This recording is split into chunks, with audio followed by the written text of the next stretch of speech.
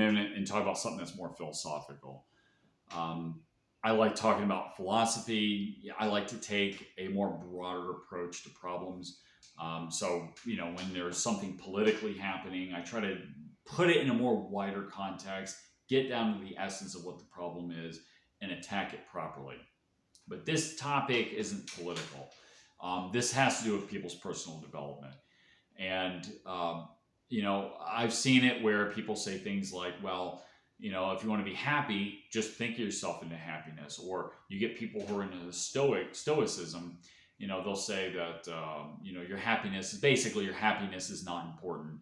And that, you should, maybe go to something more like contentment or, just being content with what you have, that kind of thing. That's a very stoic thing. To do that is again,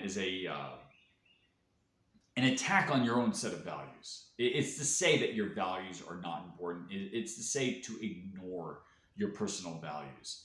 To say Stoicism just flatly says that you're not important.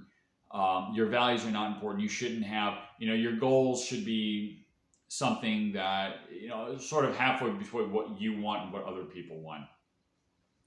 And people that say that happiness as if it was a choice on demand just clearly don't understand human psychology. Happiness is not a choice, it's an accomplishment. Your values are a reflection of yourself, and you need to achieve your values if you want to be happy. So happiness requires work. You have to work to be happy. And happiness, the contentment part of happiness, that is straight up earned.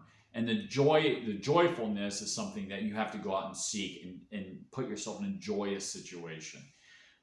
Happiness is something that has to be earned. Happiness is not a choice, it's an accomplishment.